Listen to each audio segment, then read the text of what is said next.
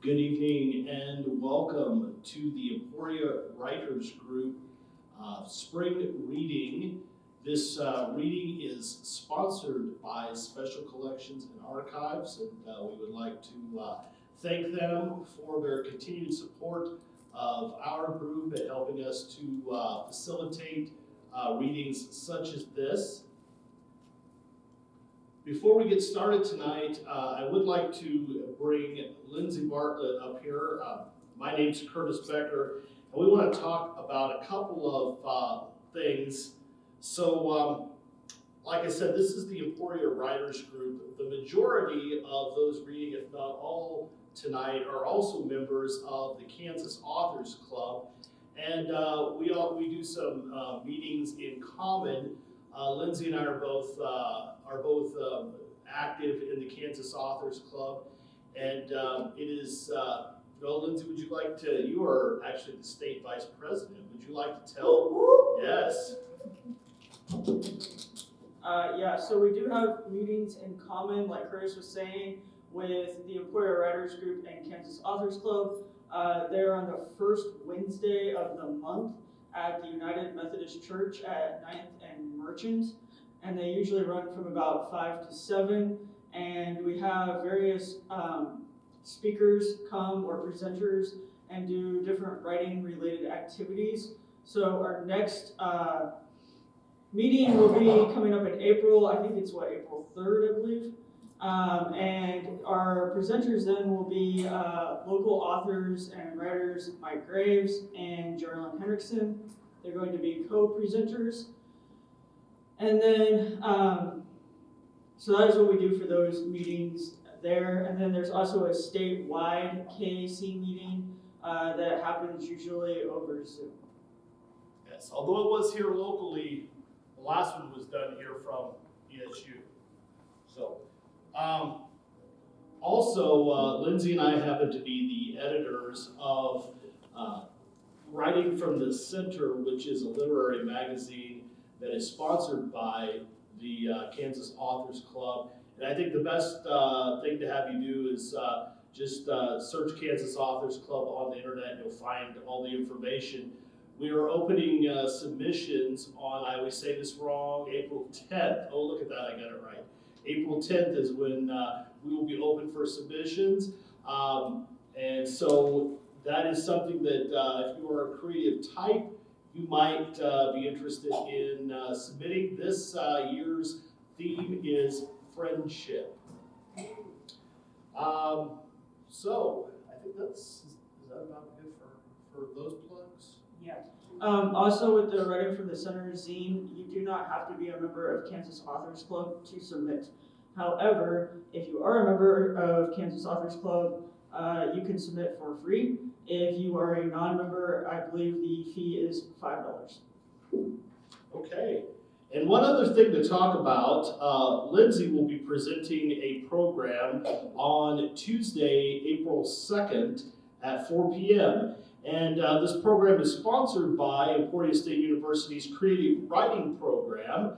4 p.m. April 2nd, which is a Tuesday. It's called Exploring Place Through Creative Nonfiction, and it will be in Plum Hall 406, and we are hopeful for an elevator by that point in time. Oh, the elevator's been out since last Friday, yeah. So, yes, we're getting our exercise. All right. Well, our first reader tonight. I put these in alphabetical order because I never want to show favoritism or anything like that. Because I really think of all these people as wonderful friends, and so they're just in alphabetical order. So our first person is Lindsey Bartlett. And she teaches composition and literature here at Emporia State University. She is an Emporian by choice. She lives in the Flint Hills region of Kansas, where she spends her days writing in various coffee shops, holed up at home with a good book, or driving the countryside for good photo opportunities. Bartlett has published one poetry collection, Vacant Childhood. Her writing and photography have appeared in The Milk House, a rural writing collective, The Wright Bridge, Flint Hills Review, 105 Metal Arc Reader, and 105 Metal Arc Reader. Her essay, Reframing My Rural Past, was recently nominated for Best of the Net. Please give a round of applause for Lindsey Bartlett.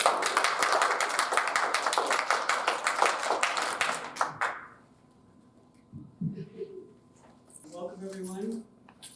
So tonight I am going to read an essay. I promise it's not super long. It's called Landscape of My Childhood, and I actually submitted this. This is one thing Curtis and I did not talk about when we were talking about KAC, is there are various literary contests that fall in different genres that you can submit to, and I believe the submissions for those also open in April. I think it's April 1st. And so one of the more recent categories with all these contests, there's prose and poetry, and there's different categories for each one.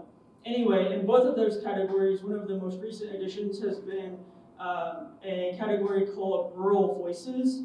And so it's basically a category where you write about anything related to your rural childhood or experiences you have had with rural life. And so Landscape of My Childhood was the essay that I submitted for last year's Rural Voices contest, and it won first place. So shameless brag there. Okay, so this is called Landscape of My Childhood. After almost 17 years, the land matched my memory of it. For the most part, the sections of cropland and the sand roads we were driving on looked almost identical to what I remembered seeing out the bus window as a kid. As my dad's red Nissan pickup picked up dust behind it, I watched out the window with an impatience, born of a yearning for a time and place that could never come again. Up ahead, familiar outlines started to appear. The most noticeable, of course, was the old barn, its pointed roof piercing the cloudy afternoon sky. Dad stopped the truck on the side of the road about a half mile from the farmstead that was just across the pasture. We snapped a few photos of the pond, the pasture grass, and the farmstead in the distance, before getting back in the truck and driving the last mile or so to the first home I remember. 17 years later, it was about to break my heart. My life has taken me far from the farmstead of my childhood. I moved to the eastern side of the state for college, finding my home amongst the tall grass and the Flint Hills. University and then adulthood had exposed me to new experiences and people. I had read and studied about cultures and lives vastly different from my own. I had traveled to cities here and abroad, from Seattle to London. There was a part of me, however, that had never left the form of my childhood. Even when I had seemingly all but forgotten the landscape, it was printed on me like a map. A part of me I was slowly realizing I would never be able to shed, like an extra skin, even if I had wanted to.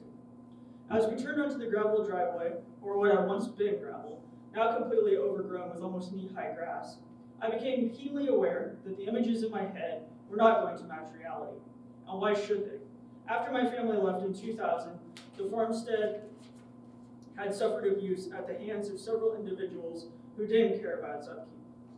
Now, as the years passed, it had sat falling victim to neglect and the elements. Grabbing my camera, I slipped from the front seat of the truck and made my way towards the barn. In my childhood, the barn had been a magnificent place to explore and pretend. I was hoping that the old, familiar, yet indescribable barn scent would still be present all these years later. As I entered the open doorway, the scent was hard for me to detect. Time seemed to have stolen it, too. As a kid, my favorite place in the barn had been the hayloft. Back then, there had still been a fine coating of straw covering the floor, and a swing hung from the hay-moving rack. It was easy to imagine a time when the hay had been stacked high enough that one could reach the swing without having to climb the supporting crossbeams. Born with an intense fear of heights, I was not brave enough to climb the beams to the swing. However, that didn't stop my childhood friend Nate from some acrobatic feats to get there. Though once on the swing, with no stacked hay, there was nothing to push off of to get the swing moving, nor would there have been any way to get down. In the present day, the hayloft floor with its loose and rotting boards didn't seem safe for exploration. So I made do with peering into old horse stalls on the ground floor, my imagination once again able to turn back time, not just to the barn of my childhood, but also to when the barn had held animals and hay. Despite spending 12 years living in the country, I was by no means a farm kid. Neither of my parents farmed. I didn't grow up driving a tractor or a wheat truck. We didn't own horses or cattle. For a significant part of my childhood, I went through what I call a horse phase. I owned probably 20 mini plastic horses of all breeds. My dad built a little red barn for them to stay in, complete with swinging stall doors, and a hay loft. I had notebooks with horse covers and posters of horses. I would spend plenty of time in the old barn pretending the stalls were full of horses that needed to be groomed and saddled to ride. My life in my 30s is so far removed from farming. I spend my days teaching riding at university and live in a college town full of coffee shops, college students, bars, and a thriving art scene. I don't regret this life I chose for me, but I've spent a lot of time wishing and wondering what it would have been like to have lived on a working farm with horses and machinery. Continuing my path of childhood nostalgia, I wade through grass almost up to my waist around the house. The front screen door hung open at a crooked angle. An overgrown bush covered the driveway. The house was missing some of its storm windows, and part of the eaves hung loose. On the side of the house, the pillars of the wraparound porch seemed a brighter white than anything else connected to the dilapidated house. Thieves had stolen doors from the dining and living room areas, probably due to their value, as they were old doors with oval beveled glass and fancy doorknobs. The only barrier between the indoors and the elements were two screen doors, framed in green wood with a cross section in the middle. Inside the house were leftover remnants of someone else's life. An old table with a thick coat of dust, a dirty mattress, a coffee table with a couple of books still stacked on top. The kitchen sink held a white dish drainer, and the stove was missing. I think it had somehow ended up in the barn. Mauve curtains that my mom had made several decades ago still fluttered in the living room windows like ghosts. Everything was familiar, yet alien. I had helped my mom decorate Christmas cookies in the kitchen, played with Legos on the dining room floor, and watched Home Improvement after school in the living room. Sometimes living in a farmhouse built in the early 1900s had felt like we were modern-day pioneers. Until a well was dug when I was in 3rd grade, we had pumped water into a cistern on the front porch. I was only vaguely familiar with the idea of central area heat, as our heat came from 2 mammoth gray space heaters that my dad had attached piping to in order to help heat the upstairs. Our air conditioning was one window unit downstairs that worked overtime just to cool a few rooms. In summers, it wasn't uncommon for us to camp out and sleep downstairs because it was just too hot for comfort upstairs. We burned our trash in a barrel that sat on the old stones where an outhouse had once been before modern plumbing. I moved cautiously over the dirty floors. The stairway was dark, and given the vultures that seemed to be residing on the roof and chimneys, I felt going upstairs was against my better judgment. Even though I longed for a peek of my old bedroom with its white plaster walls and mauve window frames. After no more than 5 minutes, I exited the way I came, through the screen door with an overwhelming sense of sadness and despair. Sadness at all that had been lost, and despair at the fact that it was almost impossible for any of it to go back to the way it was. Since 2017, someone has moved into the old farmhouse again, though his upkeep of it is questionable at best. I have taken my memories of my rural country childhood and turned them into a book of poetry and several essays. I have become more of an advocate for rural communities and the issues facing them. My collection of books telling true and fictional stories about rural places has grown, and with it, my desire to make sure that this lifestyle does not become a relic of a bygone era. While I still wish I could go back and change the course of fate when it comes to my childhood home, I have it to thank for my deeper appreciation of who I am and where I came from. Life may have led me far away from the place of my childhood, but from those roots I have planted seeds. I have an old 1900s farmstead to thank for that.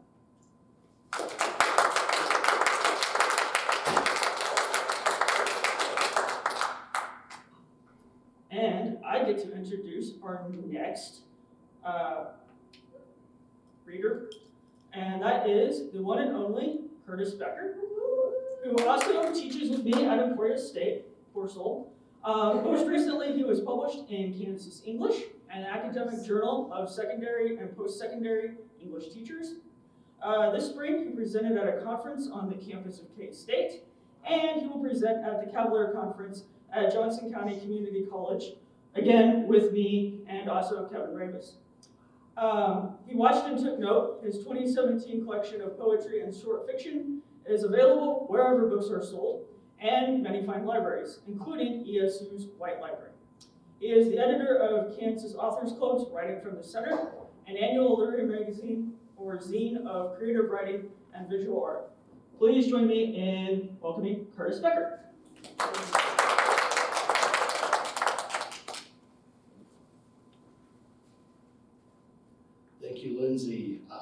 didn't have time to time things out, so I am going to run a timer on myself so that I don't go over. I have several things I am wanting to share with you. I'm going to, I think I'm going to start with a piece of short fiction, and we'll go from there, see where we're at time-wise. I like to dust this one off about every 4 years or so, because it may or may not be about politics. We'll see what you think. This one's called, and some of you have heard this one, this is called The Nutritional Value of Stale Cheese Balls.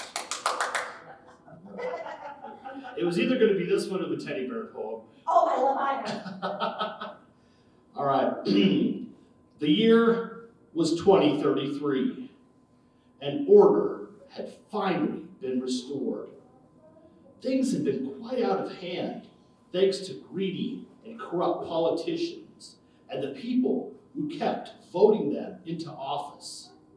The momentum of voting a fool for one party into office as retribution for the previous fool from another party became a bit counterproductive.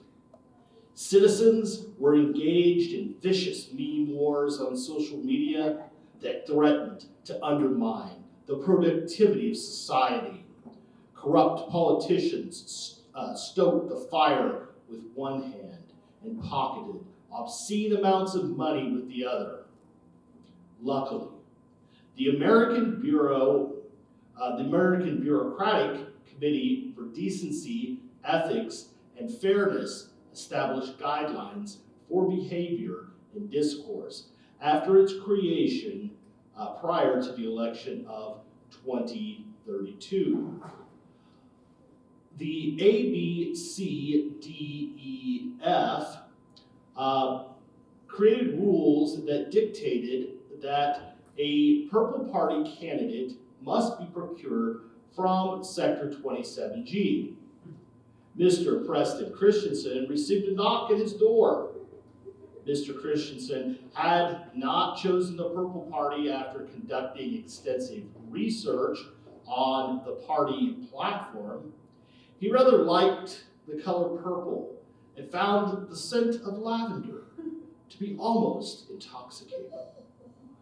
Each month, he copied from the ABCDEF repository his obligatory social media posts extolling the virtues of his party. However, his party's platform was somewhat ambiguous.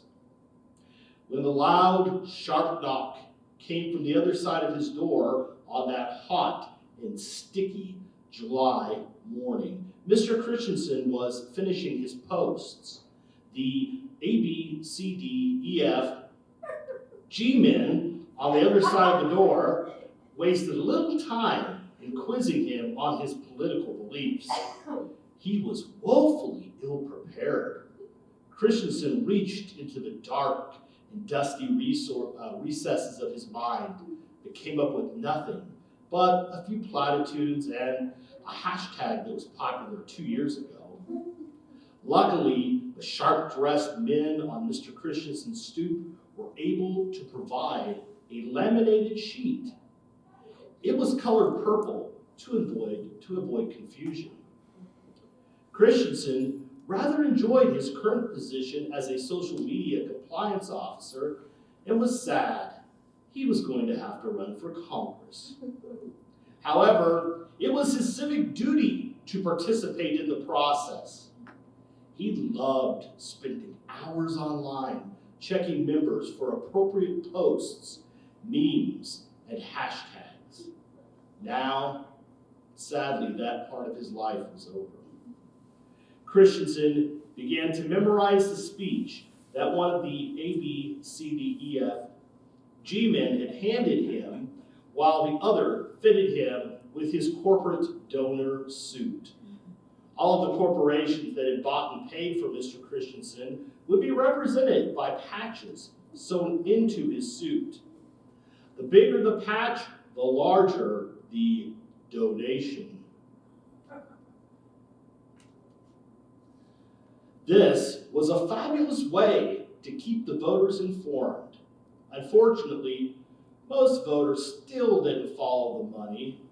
If you were a Purple Party patriot, then you voted Purple Party, no matter what.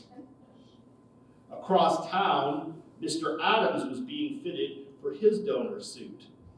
The recesses of his mind were darker and dustier than those of Mr. Christensen. Adams, the candidate of the Orange Party optimists, beamed with pride and ushered a handful of cheese balls past his 3 chins and into his waiting mouth. "You must eat the whole handful," his friends always said. On the morning of the first debate, it was Christensen versus Adams, pairing off in the double elimination round of the 2033 election bracket. Each man delivered a series of scripted sound bites that were lapped up by the media. The pro-purple media anointed Christensen the savior of the country and extolled his many virtues, while bemoaning the very existence of a man like Adams. It was almost a certainty that his getting this close to government would be the ruination of the country, the system, and the souls of everyone and anyone. The pro-orange media saw things a bit differently. As the debate dragged on, Adams began to shovel cheese balls into his mouth. Orange dust clung to 2 of the 3 chins, his tie and his lapels. He was talking about family values. His voice droned on. His opponent, Christensen, was distracted, even mesmerized by the fluid motion. Adams' chubby hands secured a large quantity of cheese balls from the podium. Values. With a scooping action, the pause avoided the flapping of chin 1. Values. Chin 2. Values. Chin 3. He couldn't think. Laminated purple swam before his eyes. Words crashed into one another. At that moment, something happened. Something that would change the course of history. Rather than succumb to the situation, Christensen, the man from Sector 27G, the man who found lavender intoxicating, the man who just wanted to be a low-level cog in the government machine, had an original thought. More than that, he allowed it to pass his lips. It flew to the microphone and reverberated around the world. The A, B, C, D, E, F, G men didn't know what to do when someone went off script. The media outlets didn't know what to do when someone went off script. The sponsors didn't know what to do when someone went off script. The people didn't know what to do when someone went off script. The utterance became known as the phrase that echoed around the world. It was brilliant in its simplicity, while its complexity became fodder for future books and intellectual debates. Christensen went on to win. All he had done that day was forget to censor what he said, and the question in his mind escaped. What is the nutritional value of stale cheese balls? All right, and I think I am going to call it good there. At 9 minutes. So it is my absolute pleasure to introduce Angel Edenburn. She is a lifelong Kansan, a freelance screenwriter, author, poet, and semi-professional belly dancer. All of her books are Kansas-centric and utilize elements unique to Kansas. After growing up in Kannapolis, Kansas, in the shadow of the Fort Harker Museum, she now lives outside Council Grove with her husband and animal children, most of them orphans or rescues. Recently, She was promoted to editor-in-chief and managing partner of the publisher Lost Aardvark Press. She coordinates the Right Stuff, a group that fosters new writers. I'm in that, but I don't go very often. Thank you. I'm always busy teaching, but yes, thank you for including me in that. We try and catch you when you're not teaching. Yes, exactly. And let's see, sorry, I went off script, I apologize. That's right. Let's see here. And is a member of the Emporia Writers Group. She has 2 blogs, one written in character, isysthevampire.com, and it's ISYSTHE vampire.com. That's her character blog, and Angel's Musings, which can be found at angeledenburn.com. She has published several novels, a novelette, a poetry book, and 2 short story books, and is published in several niche anthologies. Please welcome Angel Edenburn.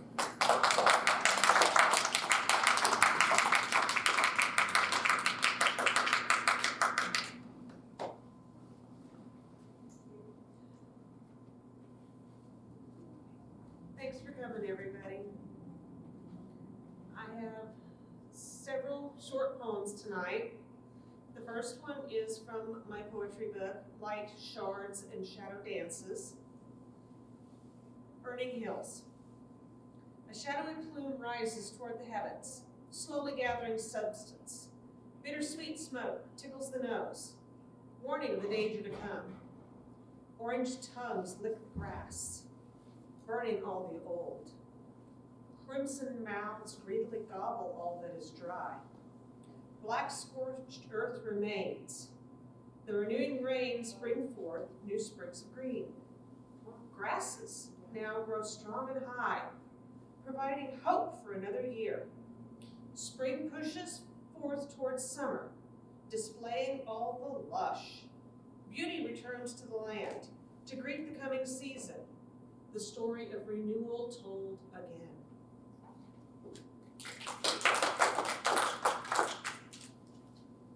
This is one I wrote about the Emporia Writers Group. Writers. In a quiet room, a volume of writers gathers. Their hopes, dreams, fears, and stories swirl and transform from the editing of their pages. Larger-than-life heroes boldly enter, while others come on quiet cat's feet. All are scribbling, words on scraps of paper, or weaving worlds in ornate journals. In this, a refuge, a place of safety for all. The sanctuary built by writers, no matter where we gather.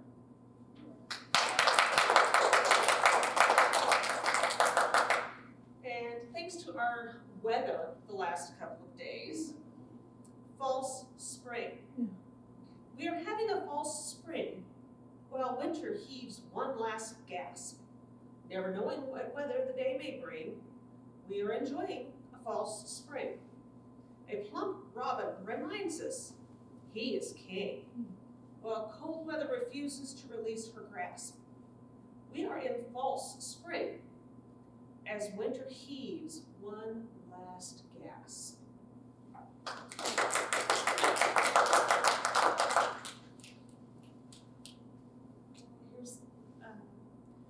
I don't know if you've noticed, but I like to do formed poetry. Pantoums, villanelles, triolets. So some lines will be repeated, not out of laziness, but out of sticking to the form, should we say. The Flint Hills dress in green, in shades of emerald, malachite, and jade, giving the world a bucolic scene. Bright flowers join their parade. With shades of emerald, malachite, and jade, spring enters like a queen. Bright flowers join the parade, taking time to pose and preen. When spring enters like a queen, winter has started to fade, taking time to pose and preen, while birds sing an accolade. as winter's touch has begun to fade, fire burns the hills and pastures clean. The birds sing an accolade, saying goodbye to the time of lean. When fire burns the hills and pasture clean, the sweet smell of wakening grasses will pervade. As a goodbye to the time of lean, the prairie birds sing their accolade. With shades of emerald, malachite, and jade, the Flint Hills come dressed in green. Flowers join the parade, giving the world a bucolic scene.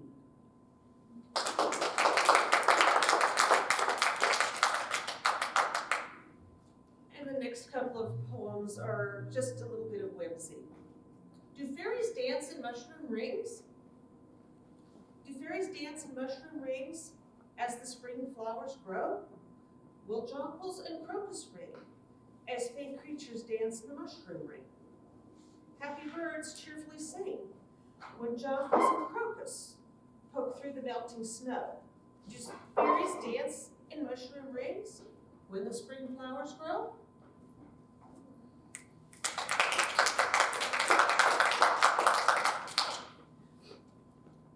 This one is one on being a poet. Being a poet isn't easy. You have to do your research. Do branches have blossoms or blooms? Do flowers grow on stalks? It's not just throwing words on a page.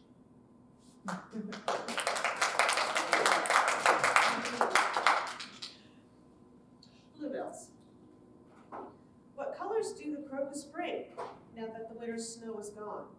Blossoms on branches bravely cling. What colors might the crocus bring? Will elves make the bluebells ring in time to the timid steps of a fawn?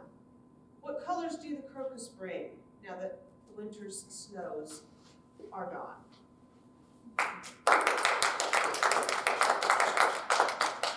And my last one for tonight. Poetry is easy? Poetry is easy. Poetry is not easy, unlike some people think. It's not throwing words at a page, because sometimes they don't fit together, or they get jammed in the wrong space. They slide off the paper and puddle into the book. Other times, they wander off into another poem, or gallop away to play. They get all tangled up like puppies in a pile, or scamper around chasing each other like restless kittens. Sometimes I can gather them together with the promise of a poem of their own. The words form lines, and the lines intertwine to form verses. Finally, the poem hangs together as a masterpiece, covering a once blank page.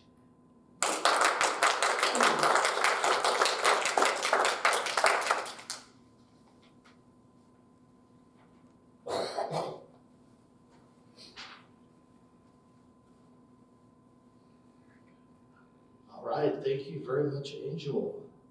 And now, our next reader will be Kerry Moyer. Kerry Moyer is the author of 3 collections of poetry from Kellogg Press. They are 2019's release, Dirt Road, 2020's Rust and Weeds, and 2021's Turnpike Prairie. Moyer writes about rural life, the Flint Hills of East Central Kansas, gravel cycling, his struggles, passions, musings, and whatever serves to inspire his craft. He resides in Emporia, Kansas, with his wife Sarah and their boys Edward and Miles. Kerry is a 1997 graduate of Emporia State University. Let's hear it for Kerry Moyer.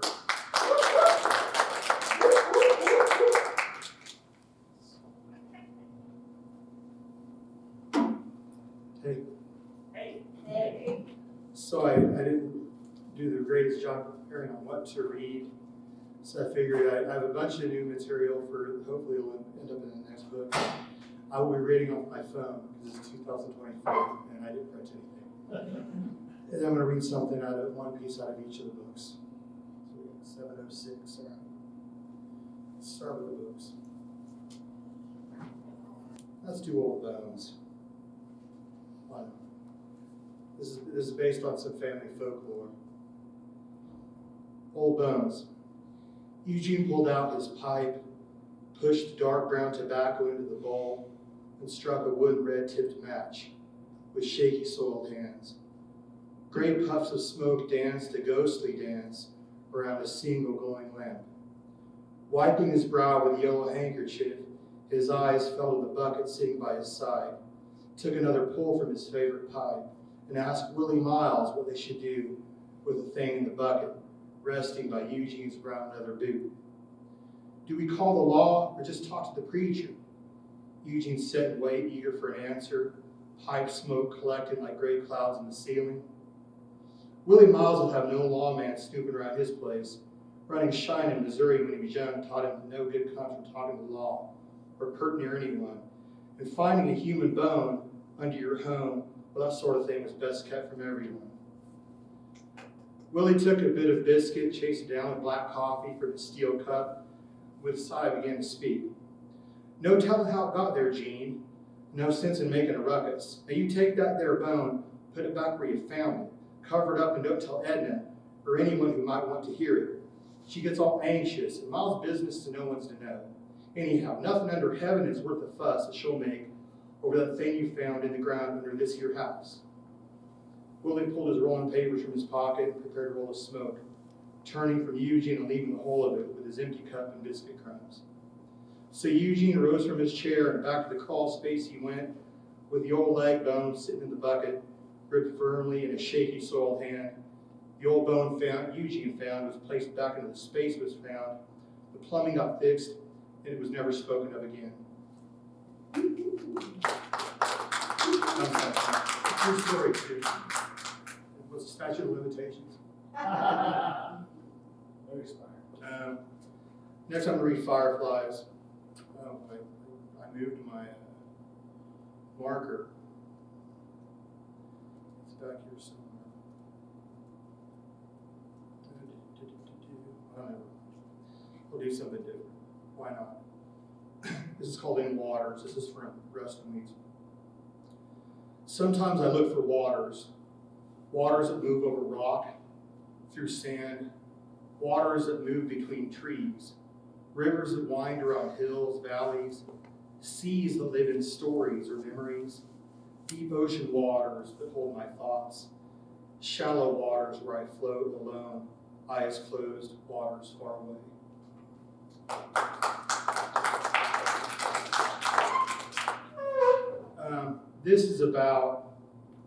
This is from Turnpike Parade. It's about listening to Keith Jarrett, who's a jazz pianist and incredible musician. So this is about him, his band. Melody at Night. Jarrett's dancing hands glide, touch keys while Peacock plucks thick bass strings in time with the jacks tapping sticks as they glance over his snare. These tangential rivulets, blue notes, downbeats, this soft melody at night. So now we're going to get into the film. So what do we got here? So I'll read the first, will be hopefully it's a title poem for the next book. It's called The Salt We Share. My son sits away from us, talking with friends, smiling with the jawline of a man, and I think he is a sea apart from us, with depths, fathoms we cannot know. His mother and I, receding like an ebb tide along our son's expanding shoreline, watching life's waves wash away the sand and foam of youth, while we hope the salt we share remains.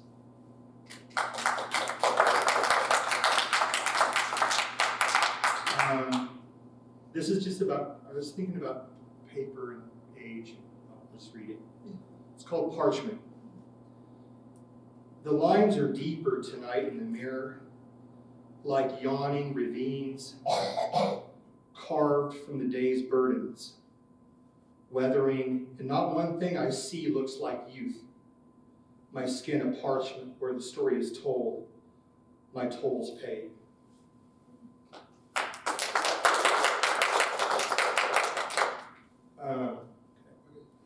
this I was thinking about domestic abuse and being the neighbor.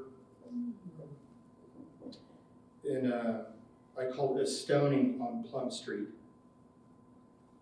The man spoke with hammer blows, each word thrown at his wife, like rocks pounding away parts, making the woman smaller, before he raised a stone hand, and all the neighbors heard, over the scraping of forks on plates, some small talk, were faint murmurs through an open dining room window.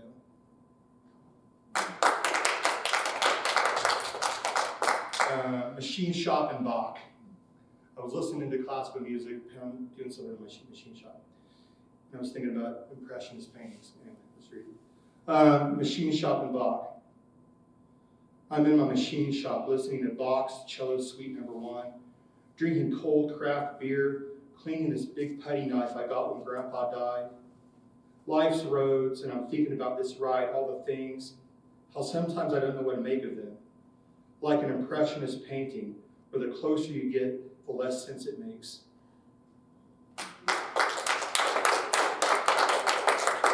And I'll finish with a poem about Robert Johnson, the blues guitarist. That he was we've heard the Crossroads, made the deal with the devil at the Crossroads. Yeah. So this is about him. It's called Juke Joint. Robert Johnson spared his long fingers from those old cotton fields in the Delta, plucked steel strings instead, after clasping and shaking hands with the devil, hoodoo blues like 3 guitars playing at once. Johnson started fooling around with whiskey and women, leaving through some juke joint's back door until the devil's bill came due. Thank you.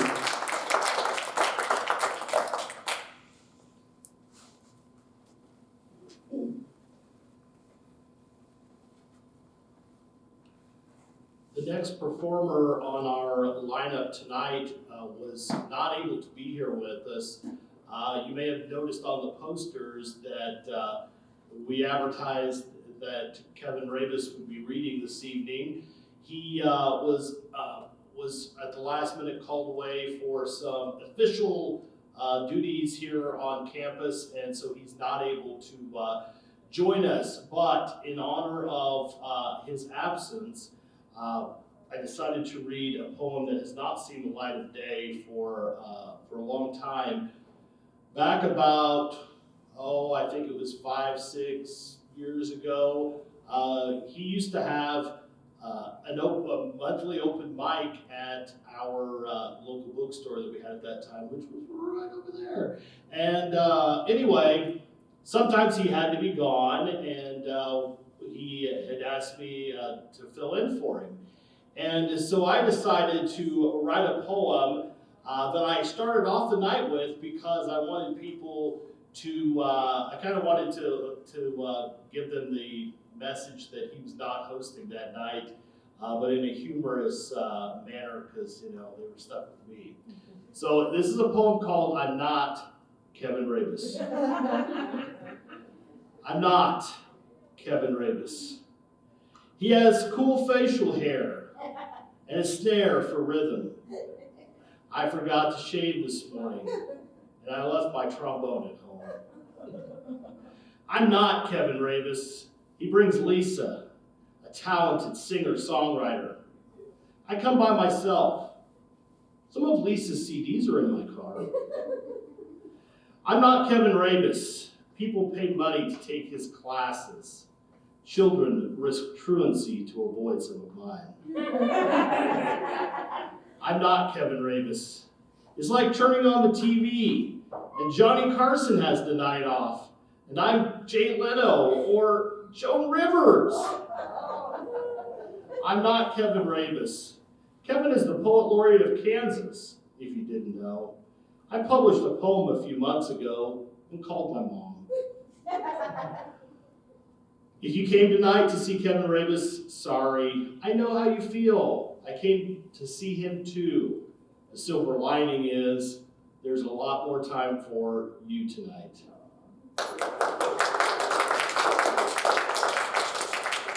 And that leads us to Brenda White, a native Emporian whose heart resides on acreage of the family farm in Morris County. An ex-opera student and cloth doll maker, she is prone to talking to herself, to animals, and the occasional inanimate object. Her hobbies are daydreaming and watching snails. Brenda is a graduate of ESU. Her work has appeared in Quivira, the Flint Hills Review, the Wright Bridge, the Meadowlark 105 Reader. She writes poetry out of necessity. And I have to mention something because this is a little known fact. I'm not even going to mention what you think I am. I'm going to mention that Brenda and I were both on the inaugural issue of the Flint Hills Review back in the late 20th century. We helped create it. So, yeah, see Brenda White.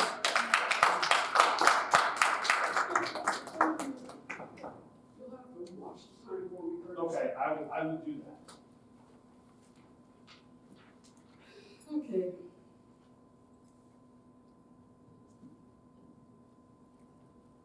Just so I'm not getting anything over.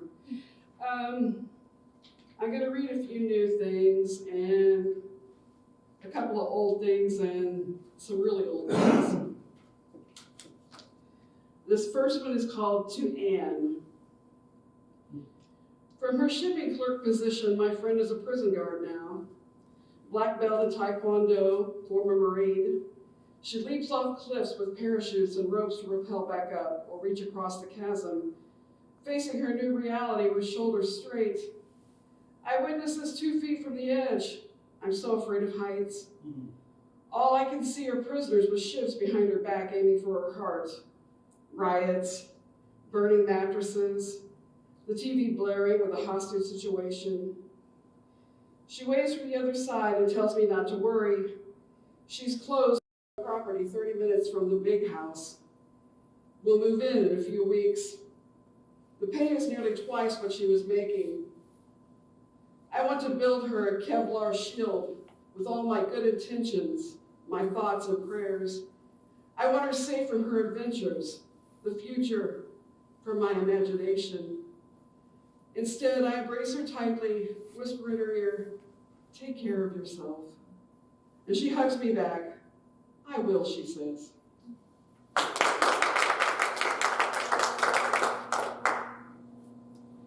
And this one I wrote for my friend Charity, because at writer group, she was joking that she thought peeps were radioactive. And it is before Easter, so granted, peeps are not attractive, but Charity thinks they are radioactive. Who can tell? Do their day-glow hues and explorations provide some clues? Perhaps some night during nuclear winter, when our wood supply is nary a splinter, we can throw peeps marshmallows on the fire, watch them burst in flames before we expire.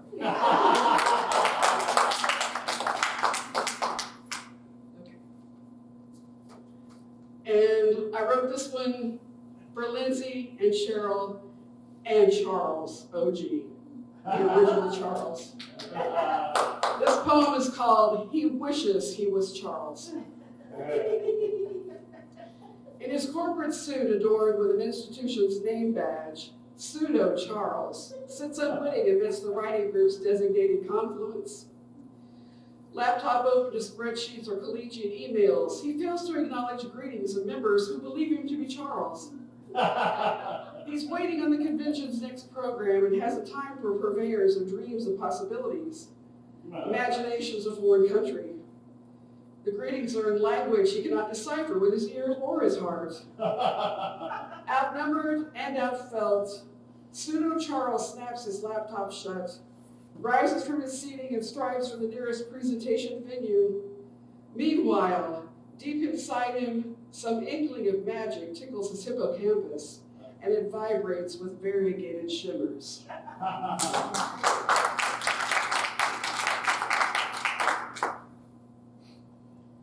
This is a poem that I wrote about our writer group.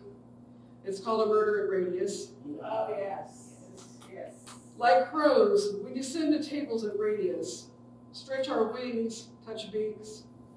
Our chatter is raucous. We barely hear each other, but we share tales of our flights, bumpy or sublime, the best trees and watering holes, our favorite rooftops, and on the luckiest nights, we drop gifts on the table, shiny pebbles, poems or prose, bits and fancy scrawled on paper like prisms or bells, buttons, new pennies, an odd-shaped stone.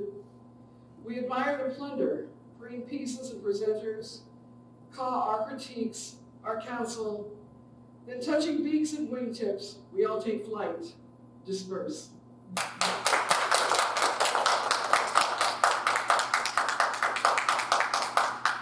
About 5 minutes and 30 seconds left. Okay. Well, let me see.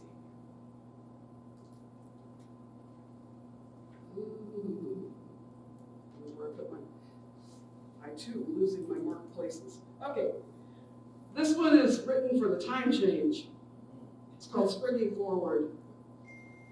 Always at this hour and from far away, some sniper whiplash determines I must rise an hour early, though the clocks remain the same.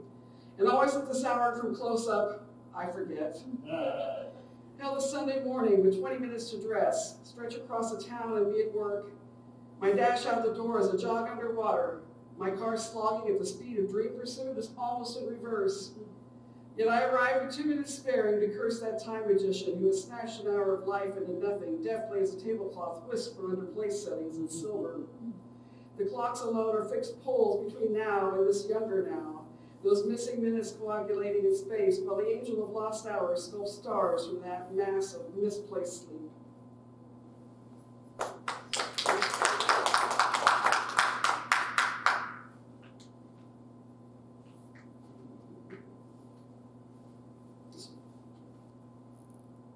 This is called Dreaming of the Farm. No more fish dreams, great ones trying to pull me in, getting free of my line. Is the farm these nights, and I slip off its edges by morning with only the cloying sense of field or fence or wood, maybe house, where the second story always twists unreal with extra rooms, a hidden attic, walls that meet in prayer, or merely holes in the middle of the floor. I try not to walk toward the edge, wave to grandma below. Should this piano be up here in a room so nearly without floor? I'm traveling there or regretting my departure, pulled every night on a strand strong as barbed wire, finer than filament of a spider's web. What can it mean? The deer that vanish in the wood, found antlers entwined like tree roots in the murky creek. The changing house, the traveling, pasture so familiar, twisting foreign, all more vivid and more real than waking memory. Staked there by my heart, I hover between worlds, the farm my only bridge. The airy comfort of house and grounds transforming seems a spiritual inheritance, and I bequeath it to myself. What do I do? 3? Yep. Okay, well, we'll see how this goes. Altar sacrifices. This was in the inaugural issue of Flint Hills Review. The bride sits in the reception hall amid the ruin of satin, wrinkles, and sweat stains and says, I can't believe this is happening. What does one believe of an absent groom? And what can I say? Good riddance. It's cheaper than divorce. Let's give shotgun wedding its real meaning. Or worst of all, I know how you feel. Instead, I hold her hand. I only came for the cake. He's left me. Rejection brims her eyes, drips from the rims like candle wax, and I say, oh, cousin of my heart, to hell with him. The hollow cork pop and foamy splatter of champagne crissens tile. I don't know what to do, she gasps. I do, I say, and hand her a glass. Cremation is the only pure thing. Later we warm our hands in the rose gold of a bridal finery bonfire. Tool melts more briefly than a kiss. Done with a champagne buzz, we add napkins, 2 names, and a date no one wants to remember. Then standing in her crinoline lace, she tosses the bouquet. Okay, now I'll try to hurry my last 2 if I can. This one is called Far Side Love at World's End. Oh! Arlene dons her favorite A-line dress and pearls the size of big cherries for her blind date at the Rainbow's Inn Saloon. She plans to take her best friend Sylvia to meet an astrophysicist and his used car salesman brother. Arlene will know her date by the meat-eating orchid on his lapel and his copy of A Brief History of Time tucked under his left arm. They will rumba, samba, and tango till the cows go home to Farmer Brown, and they will mistake the stars in their eyes for love everlasting, neither recognizing reflective glints of a mushroom cloud blooming in the dawn. Time for one more? Alrighty. So I'm ending this with a poem called Production Work. When parts are coming down the conveyor belt like floodwater breaking a dam, you scramble to box them and realize that there's no time to pick them up. You have eternity to rethink your entirety of life. What misaligned path twisted your fate to this place? Feet aching, hands flailing at this plastic deluge? One glimpse through the Akashic tome before birth, you saw all possibilities and chose this place.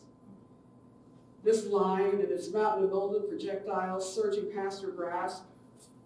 Is this how one refines a soul, redefines patience and service to others, packing plastic in boxes that strangers will find useful? Is production work the emery cloth that burnishes a spirit bright as Edenburn or the North Star?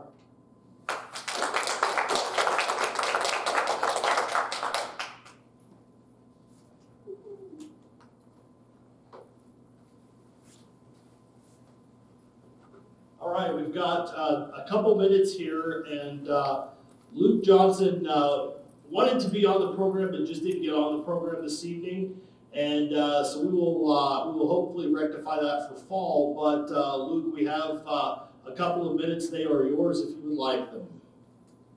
All right. Well, it's probably going to be a bit longer than 2 minutes, but Well, we'll have to cut it at 2 because they're recording. right. This is a short story I wrote. It's called Sinner Take All. Perry Fleming sat across the table from an attractive redhead. "That's really all the rocks I have in my collection, Lana," she said. "That's very interesting, Perry." Lana Holbrook had been suckered into a blind date thanks to her brother. Her brother had been a college buddy of Perry's and told Lana that he was a tall, dark, and handsome businessman. Instead, she got a tall, skinny banker with Coke bottle glasses, whose idea of a riveting conversation was a detailed description of his rock collection and books he read. She had to think of a way to get out of this. "Would you excuse me for a moment?" she asked. With that, she walked away. Perry waited for 10 minutes. "She's not coming back," he thought to himself. As he sighed, he waved his hand, ready to pay the check. The waiter looked confused. "Where's the lady?" "Wait. What was that?" Perry said. "The lady was with you. What happened to her?" "Oh," Perry replied. "Something came up. She had to leave." Perry paid the check and left. It was a long, lonely drive back to the apartment. Another one, he thought to himself. One more date failed. Another feather in my hat of failures. It was true. In all his 32 years, he had never had one successful date. It didn't help that his topics of conversation leaned towards books, rocks, and old steamboats. He learned most women were only interested in rocks that went on rings. All he generally wanted in life was to be a great lover and to be in love. He knew he would most likely never get his wish. He arrived at his apartment with a heavy sigh. He opened the door to the apartment and said, "I'd give almost anything if I could find love," he said to himself. As if on cue, as he finished dinner, the telephone rang. He went to answer it. "Hello?" he said into the phone. A deep, wheezy voice replied, "Am I addressing Mr. Perry Fleming?" "Yes," Perry said. "May I ask you whom I'm speaking?" "All in good time, my boy," the voice replied. "All in suitable time. Went on a date today, didn't you?" Perry stood shocked for a moment. How did you know?" he finally said. "I saw the whole thing," the voice said. "I happen to know most women don't find rocks particularly stimulating, but I believe I can help you." "Help me, Perry," retorted. "How?" "Why don't we meet in person?" the voice replied. "Are you free tomorrow afternoon?" "Son, about 1 o'clock?" 1 o'clock, Perry thought for a second. "That is Saturday, isn't it?" "Yes, I am free. I live at 233 William Street, apartment 7. Thank you." Perry did not think about it at the time, but as he hung up the phone, he thought it strange. He agreed to meet a perfect stranger in his apartment. The next morning, he ate breakfast and prepared himself for the mysterious visitor. At precisely 1 o'clock, someone knocked on Perry's apartment door. Whatever he was expecting, it was not who he found behind the door when he opened it. Standing in front of him was a tall man with a long, thin face, aged somewhere in his 50s, dressed in a black tweed three-piece suit Red striped shirt with white collar, red bow tie, and a black derby hat tilted to the left side of his face so it only covered his left eye. And the remains of a cigar in his mouth. You the man who called my phone yesterday, Perry asked? That's right, the man said after taking a long draw of the cigar. Dang it, I lost my place. Wait, no, I didn't. Won't you come inside, mister? The name, the stranger told him, for purpose of identification, is Bertrand Leyland Zabab. My friends call me B.L. Well, come inside, Mr. Zabab. The man stepped inside and immediately sat on the couch. Can I get you anything, Perry said. No, thank you, Mr. Zabab replied. Does you have any gin? Perry told him, well, you're in luck if I just happen to have a fresh bottle. He pulled the old man a glass of gin and sat in front of Mr. Zabab. Mr. Zabab pulled a fresh cigar out of his pocket and put it in his mouth. Pardon me, Mr. Zabab said. Would you happen to have a lighter on you? Perry replied, no, I don't smoke. Never mind, Mr. Zabab replied. I found one. With that, Mr. Zabab lit his cigar. Strangely, for a brief second, Perry thought it looked as though fire shot directly out of his index finger. He took a long draw off it and blew smoke. Now then, my boy, let's get down to the matter I came here to discuss. That's right, Perry said. You think you can help me with my problem with women? I don't think, I know I can, he replied. And please, call me B.L. All right, B.L., are you the president of some Lonely Hearts Club? No, Zabab said, but I can fix it. So every woman in this county will find you irresistible. Perry could not believe his ears. I mean it. Some women will faint at the mere sight of you. They will fall flat at your feet. They'll beg for kisses. They will hang on your every word. They'll find everything you say extremely fascinating. It will come to the point where they will beg you for dates.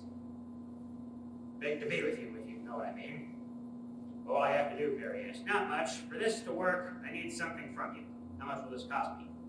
Oh, I don't mean money, Zabab replied. I need a piece of your makeup. My makeup? A fiber of your being, or a soul. My soul? Perry stood shocked for a moment. Wait a minute. Beelzebub. Beelzebub, you're the devil. At your service. Now, on with the transaction. I get your soul, and you in turn become a Casanova. Perry could not believe his ears, and his mind raced with possibilities. Well, I don't know. Think of the opportunities, Mr. Zabab replied. You win the envy of every man. Well, will I miss it? Miss what? Zabab said. My soul, Perry replied. No, I don't think. No, don't worry about it. You will never even know it's gone. All right? Then it's yours. Zabab grinned. That's what I want to hear. Now, where did I put that contract? He patted his suit and checked his pockets. Oh, I remember. He snapped his fingers and a contract appeared in his right hand. Perry looked on in astonishment, and Zabab placed the contract on the table before him. I'm sorry, but that's all I can do for now. That's really All right, thank you very much. Thank you, Rebecca, with the ESU archives. We sure do appreciate the opportunity that you give us to do this reading, and we look forward to the fall, and maybe we'll have a few more of our members available to read. All right, thank you all for coming, and we will see you then.